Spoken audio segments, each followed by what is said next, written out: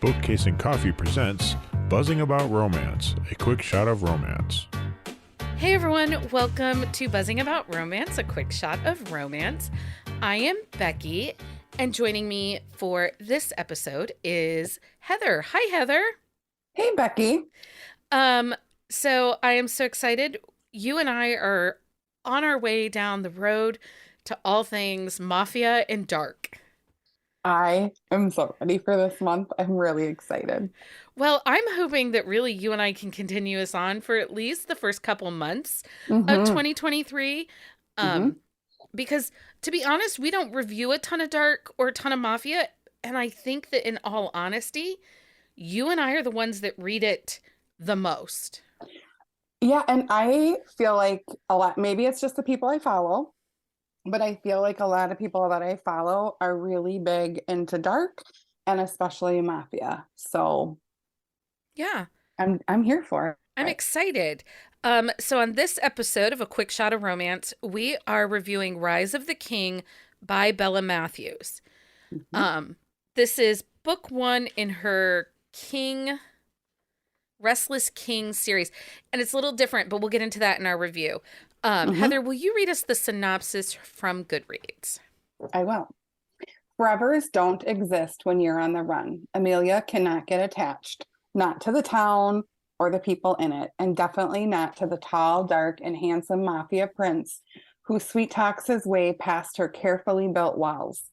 When you put yourself through that, knowing it'll all be ripped away when you leave, and she will have to leave.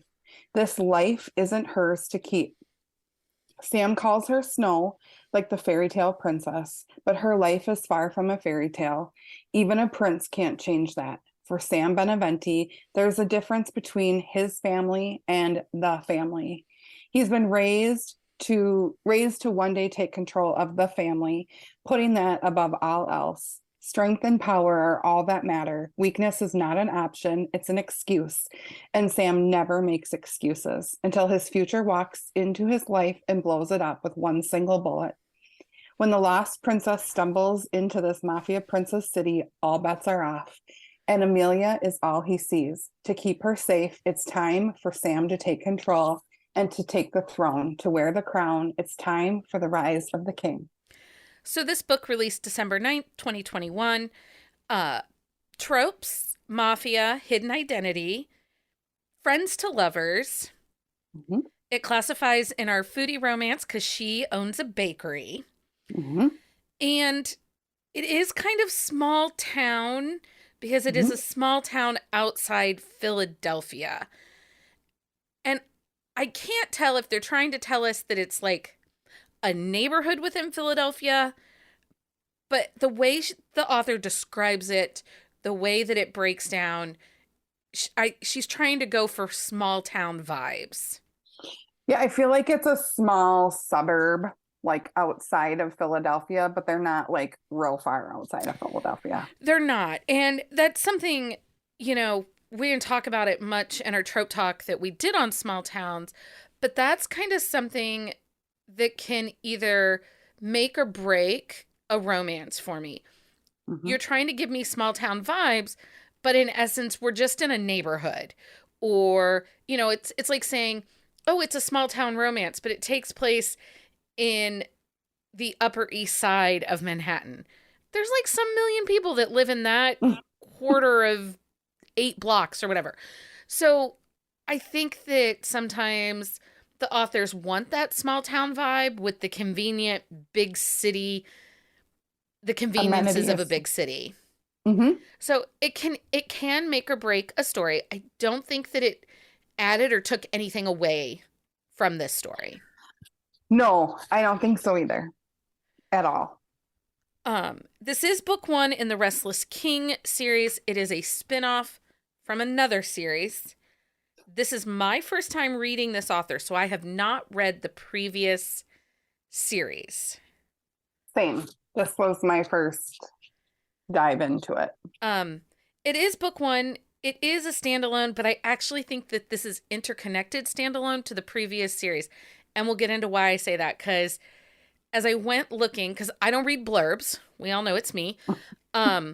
I went looking at book 2 and 3 in this series, and I felt like this story would have benefited from being later in the series. Mm, Just because the pages were kind of crowded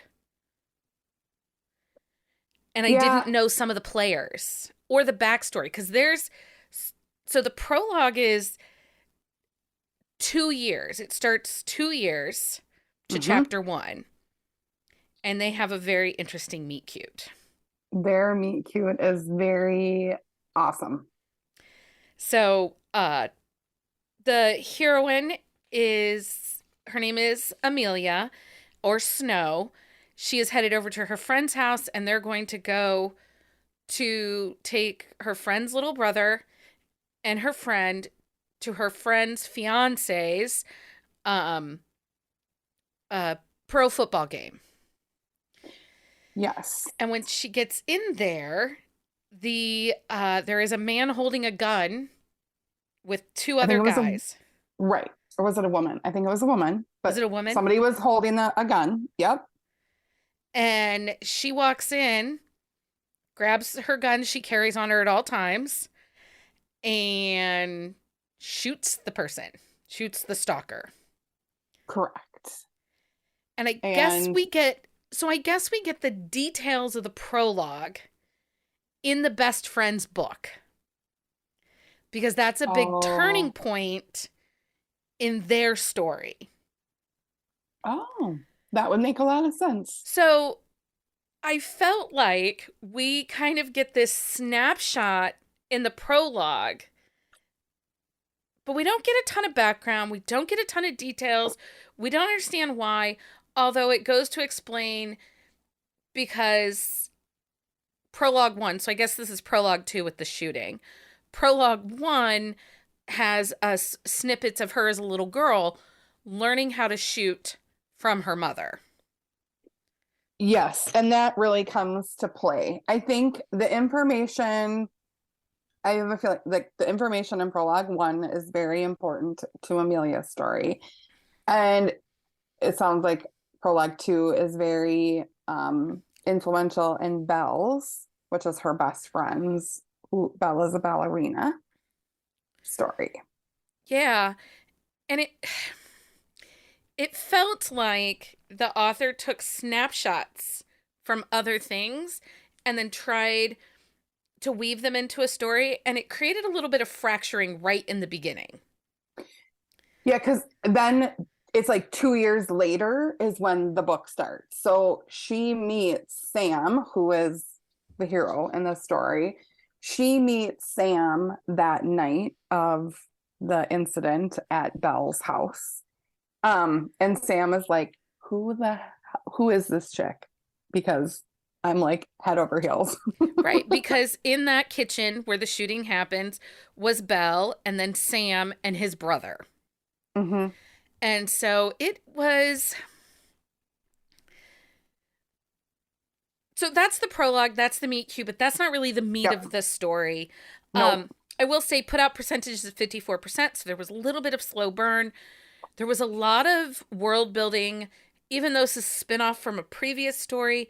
There was a lot of world building as to who Sam is as a Hmm. character in this book that kind of creates the slow burn, because you don't get a ton of time in that first 50% of these two on page together. Right. So also I want to say the audiobook narrators Oh, yeah. are Jason Clark and Aaron Mallon. So I did listen to the book, or I did listen to the audiobook.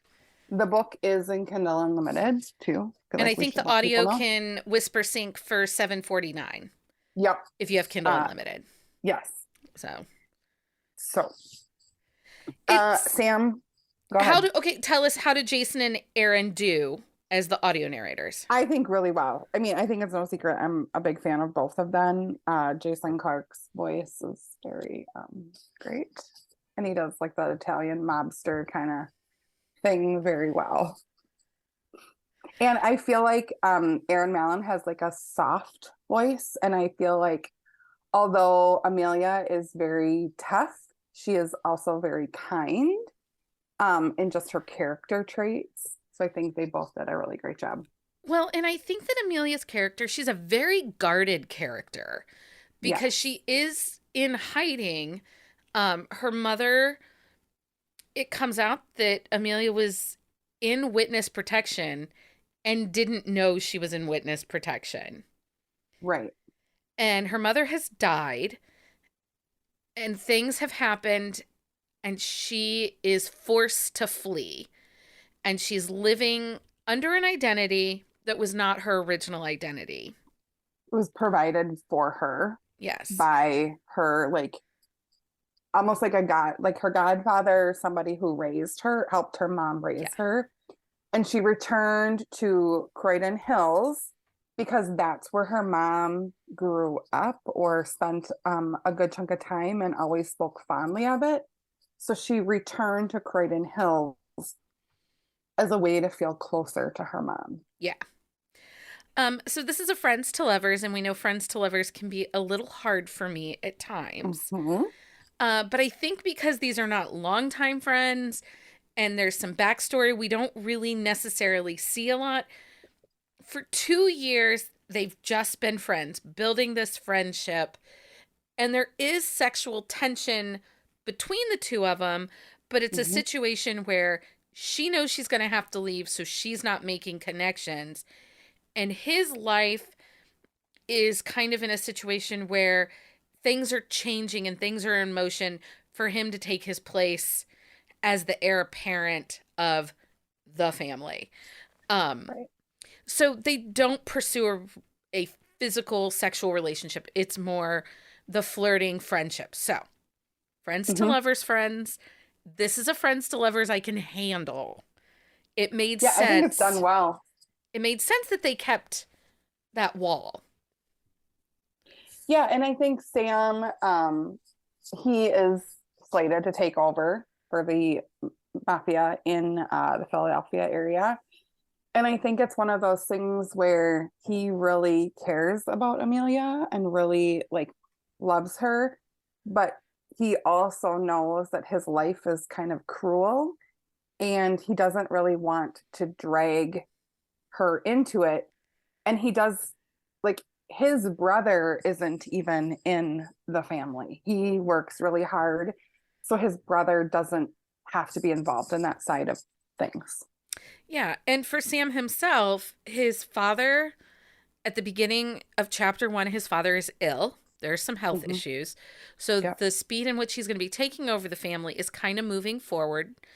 And it is only, he has an uncle and his grandmother who really are the knowledge of the family outside of his father. Mhm. Like we said, his brother is in college pursuing a athletic career and is not interested in, he has said, I don't want to be in the mob. Um, so I think that that keeps Sam back. But Sam is a protector, and he's one of our Mhm. unconventional protectors because he knows that he's attracted to Amelia, but he can't. At this time, it's just not right. He just can't do that relationship.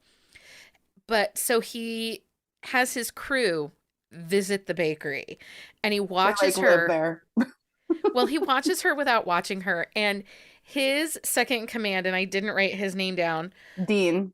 Dean, has this habit of flirting with Amelia's staff girls, Mhm. sleeping with them, and then leaving them heartbroken. And they quit. So she has to hire more people. Right.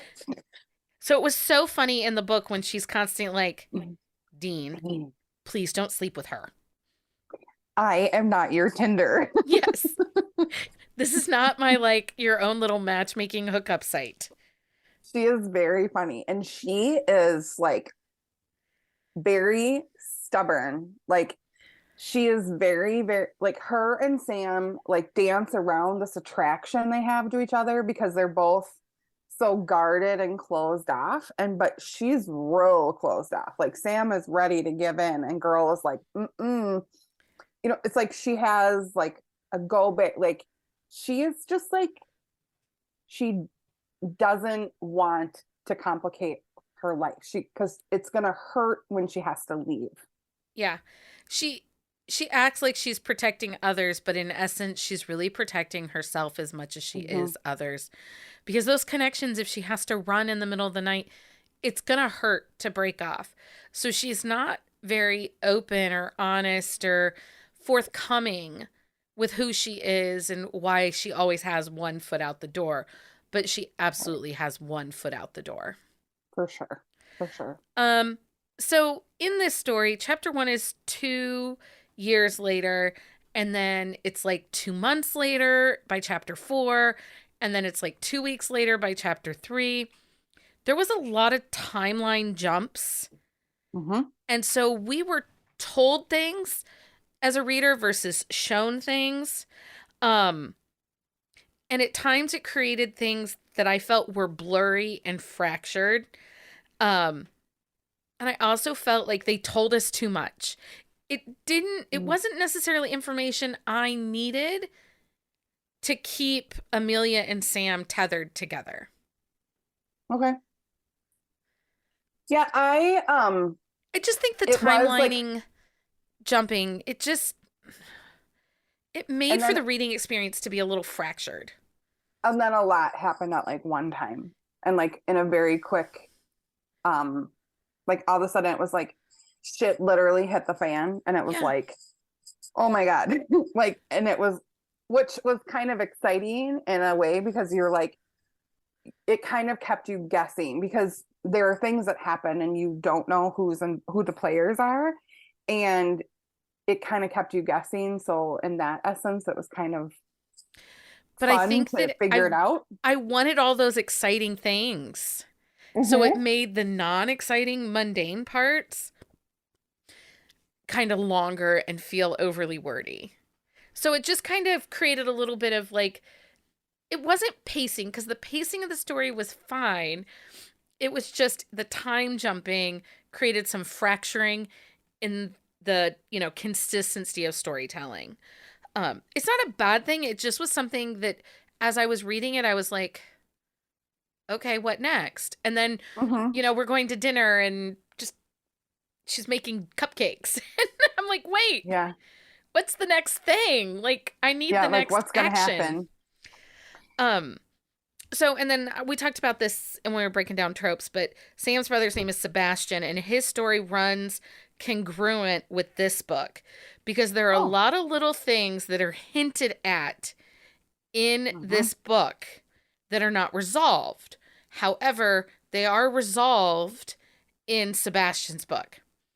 So, Okay. as a standalone, and that's a different book from a different series, as a standalone, this is a situation where it either should have been a book 4 in the previous series or, I don't know. It just didn't launch a series. Yeah, it's very interconnected. So Yeah. there's like, it feels like there are two, when you think about Croydon Hills, there are two like big families, and they are friends and their lives overlap. So one is the Kingstons, and then the other is Sam's family. Oh my God, why can't I? Beneventis. They're both big deals for separate reasons. And the Kingstons have like a crap ton of people. And so they all kind of overlap. They do. So, if we're going to be honest, I don't think this story stands alone. No, because you really want you want to know more about what's happening. And she crowds a lot of characters and hints at a lot of stories on the pages that make it difficult to stay engaged. Because I didn't get some resolution. Sebastian has a arranged marriage, Mm-hmm. but he doesn't want it. He's in love with somebody else. And we know that things have to go down and things have to happen. And Sam is handling that so that Sebastian can get out of the arranged marriage. But it was confusing because at the end of the day, those things didn't play a part in Sam and Amelia being together. Right. it was talked about a little bit, because I think Sam had a lot of like irons in the fire, and Sebastian's arranged marriage was one of it, and it was like kind of put on his plate from his Yeah. dad. So there was a lot of irons there. So this is a mafia romance. This Uh-huh. is not a intense mafia read. It is very No. light, and I will say I was unsure of what type of book the author wanted to write. Was this mafia? Was this family? Or was this sports romance? Because and this is kind of spoilery and I'm not going to spoil it, but there's a piece that Amelia plays that could make this his we talk about, is this a Christmas movie? Does the holidays play a part? I feel like Sam could have been a billionaire running a big multifaceted billionaire company. He didn't have to be in the mafia. You didn't get the whole, yeah, he had Dean, but he didn't have like underground stuff. There wasn't the dark you expect with mafia. It was a little more like My Blue Heaven Mafia, if you've seen that movie from the 80s. I have not. There were a few, I mean, there was some gore, but he was real. I feel like he didn't really share the inner workings of mafia. Does that make sense? Yeah, he didn't. Like, we didn't get the angst. There's an inherent amount of angst that comes with mafia romances. We didn't get that. We didn't get the perceived danger. Amelia had some perceived danger because she was trying to hide her identity. It wasn't as much there with Sam. And then when they enter in these other pieces of the family and the other families around and all these other characters, you start to see. So this book, the next two books in this series have nothing to do with the mafia at all. They are not mafia romances. These three books are Sam and his two best friends. The fighter, St. Julian, I think is his last name, is the next book. The guy that owns the gym when he's at the gym. Okay, yeah. And then the third book, and Scarlett Kingston is the heroine in book 2. And the third book is the oldest Kingston brother, Max. So it's the three heads of family Oh. in this series, which is why I'm like, it's not really mafia. It's more a family series or a group of friends. Like, he could have been anything.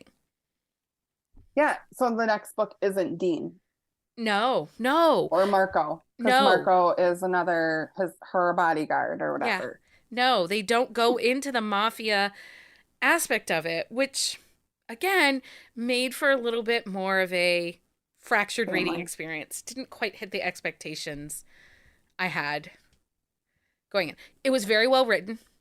Mm-hmm. There were no grammatical errors, character consistencies, characters were really well developed.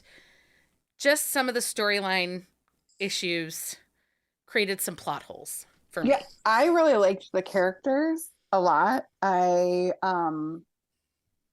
like that he was like super protective, but he also I don't want to say gave her, allowed her to be who she was without like micromanaging her, I guess is the Yeah, word. he wasn't a controlling. Typically, mafia heroes are very Mm. controlling. He was not.